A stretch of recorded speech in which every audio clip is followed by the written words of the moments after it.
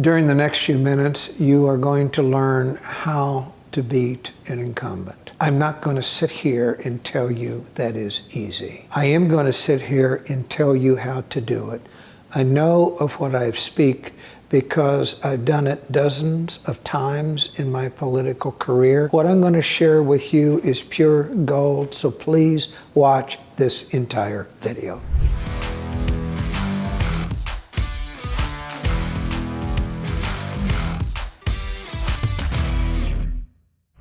We'll divide this video into three sections. The first are what we call the rules of political combat in the marketplace of ideas. The second is what you need to know about your opponent. The third is how you execute your strategy with absolute precision. Stick with me. Rule number one. Know this about any race where you're challenging an incumbent. Your race is a referendum on that incumbent. You have to make the case that that incumbent should be fired and that you should be hired to replace them. There is no easier way to look at this. That is your job in a political campaign. Rule number two, I learned this early on. Campaigns are won and lost by the quality of your research. When I first started out, my first mentor said, Jay, campaigns are won and lost in the library. His way of saying we need to do our homework here. Today, it's not so much the library as it is going online because you can find tons of things about your opponent by going online, by doing Google searches. In this case, I would also suggest that you get ChatGPT and ask ChatGPT about things that your opponent has said or done. You got to check their sources when you do that, but ChatGPT can mine gold about your opponent and things that you don't otherwise know.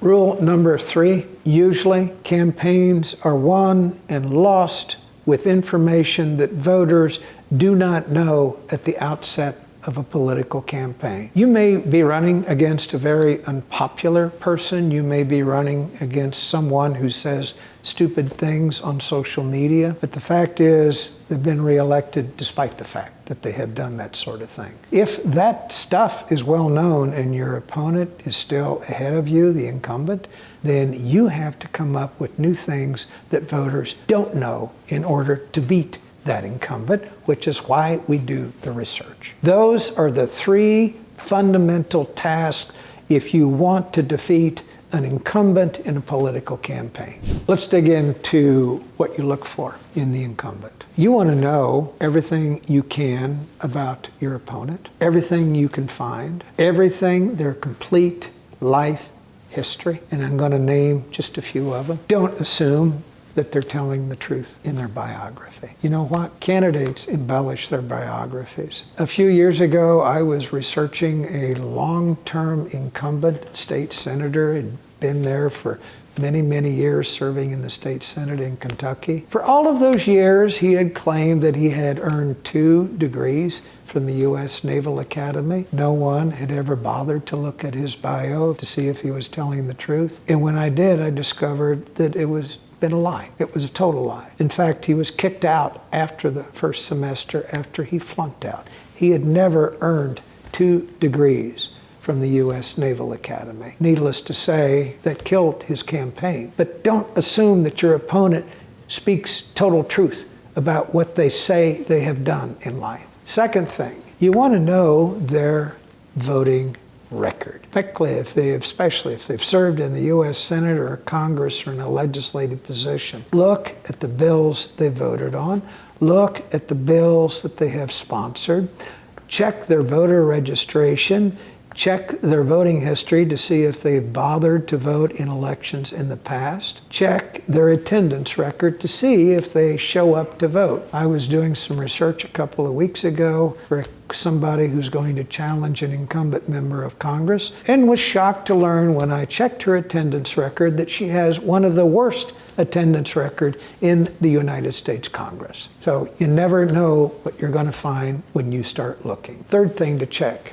Incumbents tend to raise a lot of money from political action committees because they're incumbents. Take a look at where their money comes from. Who is it that's giving them the money to run for re-election? Have they introduced bills to help those contributors? Does their voting record suggest that there's a relationship between the money that they get from those contributors and the way they voted? Do they habitually side with those contributors when they vote as opposed to the people in their district? You'd be surprised the relationship sometimes between the way a candidate votes and the contributions they get after that vote is cast. If you're running against an incumbent who has wealth, look at how they made their wealth. Did they do it honestly? If fine, all right? Did they make a product that enhanced somebody's quality of life or that was technologically advanced that helped them do something well? That's fine. But not all rich people legitimately make their money. Sometimes they do it by cheating people, or sometimes they do it by exploiting loopholes that they paid some member of Congress to put in the tax code and don't deserve the money that they have.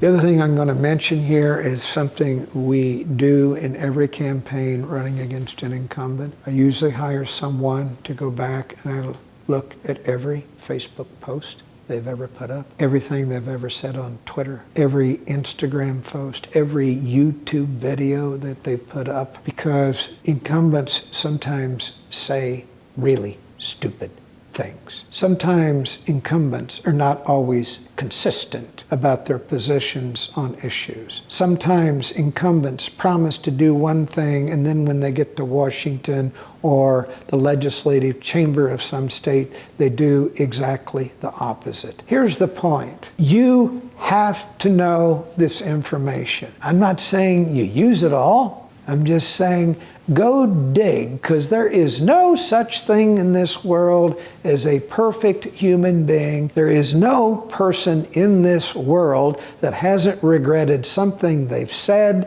or done in their lifetime. Your job is to know the person you are running against so that you can exploit their weaknesses. Okay, let's say you've done this and you've got a big file, X thick. There's some other questions that you need to ask yourself as you figure out your strategy to beat the incumbent. Question number one is, what did that incumbent do that you would not have done? What are you going to do that that incumbent did not do? What are you going to do that that incumbent will never do that might help people that that incumbent refuses to help? What policy positions do you have that differ with the policy positions of the person you are running against? Now, when you combine your opposition research with the substance of a policy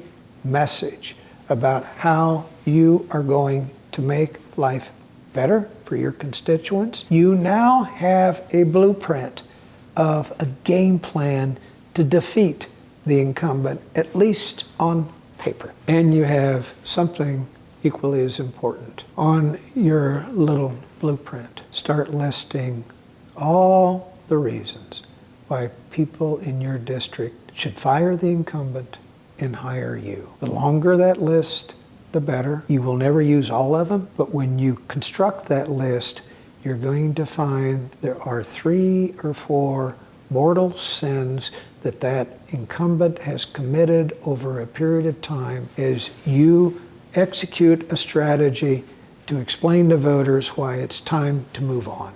Once you have your ammo put together and the blueprint of the case that you're going to make against the incumbent, it is time to decide how you are going to, with precision, execute a strategy to indict your opponent's record. And we'll start with one of the most important tools and one of the most lethal in American politics. It is called social media. It is YouTube, it is TikTok, it is Instagram, it is Facebook, it is Twitter, it is even LinkedIn. Use them all. Here's the truth of the matter now. Lots of people get more of the information that they have about politics on social media than any other media source in this day and age. There's a way that you roll this out on social media. You might want to begin not by mentioning your opponent, but by simply introducing yourself to the voters and the things that you're going to fight for, and some things about your background and your moral code that make those voters interested in you. But at a later stage in the campaign, you take those things that you're fighting for and start to explain how your opponent hasn't fought for them or won't fight for them, or has actually been on the opposite side of those issues. So it's introducing yourself on social media, and that allows you to make the case against your opponent. Consider doing all of these avenues in a social media campaign, because the audiences for the social media platforms are not the same. The YouTube viewers don't necessarily look at TikTok, and the TikTok people don't necessarily look at Facebook or Instagram. So you generally have to use all of these avenues to demonstrate or disseminate information not only about yourself, but what is wrong with your opponent. There's a second place to go here, and that is mainstream media. Some people still look at it, especially people who are influential. There's an audience on MSNBC, CNN, Fox News. There's the audience for certain podcasts. There's an audience for newspaper reporters. Be a friend of mainstream media, because they can help you disseminate your message as you tell a reporter or a TV newscaster why voters should hire you and fire your opponent. Any place that you could get on, do it. Now, I will tell you one little story. I was deep in a political campaign once, and I had made it a point to go around as a consultant, and I had met every reporter and wrote for newspapers in this particular district that had 3 very prominent daily newspapers. I actually took them out, the reporters, for coffee, introduced myself, and talked in general about the campaign. I became friends with all 3, and though they knew what my role was in the campaign, and they knew I was biased for a particular candidate, but they would call me sometimes, and I would be a trusted source of information to them, because generally I would tell them the truth. I got wind that somebody was going to get into this race against my client. I did my due diligence on my homework. I looked at her bio. I looked at what she'd said. I was looking at what she claimed to have done. And there were pieces of her story that didn't make any sense, so I did a deep dive one day on Google, and I found gold. What she was saying in public was different than what she had said in a Twitter conversation she had with a one-time boyfriend. For whatever reason, she'd forgotten to make those Twitter conversations private. I discovered them online about 15 pages deep into a Google search. I copied all of those tweets that were at variance with what she was saying in public. I put them in a folder. I called the reporter. We got together for breakfast. I says, there's this candidate that's going to get into the race. I'm telling you right now that pieces of her story don't add up. There will come a point where you might want to ask her some questions about this. And I gave in the folder and I said, all the homework is done for you. I'm not asking you to write the story, but if you do write the story, it will have an impact. A week later, he did call her. He caught her in the lie when he confronted her about what I had given him. He published a front page story about how she had been lying about her background, and she was out of the race the next day. Am I proud of that? Well, yeah. I kept a bad person from being elected to office. I did my due diligence. But I told you the very first rule of politics. This is a referendum on an incumbent. Your job is to convince voters to fire them and hire you. These are the rules of political combat in the marketplace of ideas. If you want To win, you must abide them. So we talked about how to use the information you get on social media, and we talked about how to use it with mainstream media. Now there's a third tactic that you can take to put your opponent's head on the sidewalk. Say you've got money to do paid advertising. Well, if you're going to bite the hide of your opponent, make it count. And this is generally what we do. We will pick the day when we are going to bare our teeth and unleash the major hits that we've dug up in our opposition research. But we don't just do it on TV or radio or mail or digital ads. We time it so, say on a Tuesday, negative TV ads go up, the negative radio ads go up, the hit pieces in the mail start going out, the hit pieces in digital advertising start getting posted. We so absolutely bomb our opponent with a frontal assault that it throws their campaign in chaos while they try and figure out how to respond to what we're doing. But that's not all we do. We anticipate how they're going to respond to it. Usually, if we look at what they're posting on social media first, they give us a hint of what they're going to say in response to our stuff.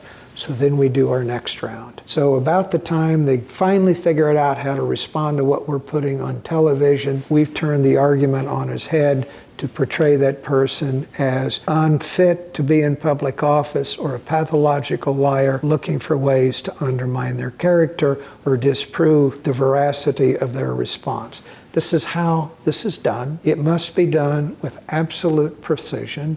If you want to beat an incumbent, I've now explained how. There's one other thing I'm going to mention here. We've necessarily spent a lot of time in this video about how to beat an incumbent and using information to end their career. But it's also important in a campaign that you have something you stand for, that you introduce yourself to voters in your biography, your qualifications, good things about you. So I'm going to direct you to another video that you really should watch. It's called How to Create a Compelling Campaign Message. It is beneath this video. You'll find the link there. While what I told you is still fresh in your mind, go watch that video and you'll now have a complete picture of how to do this. Now, I've told you how to beat an incumbent. All right, let me also give you something free of charge to you today. It's 12 essential steps to prepare yourself for a political campaign. We cover some of this in that book and a lot more. These are things that you need to do before the campaign ever gets off the ground.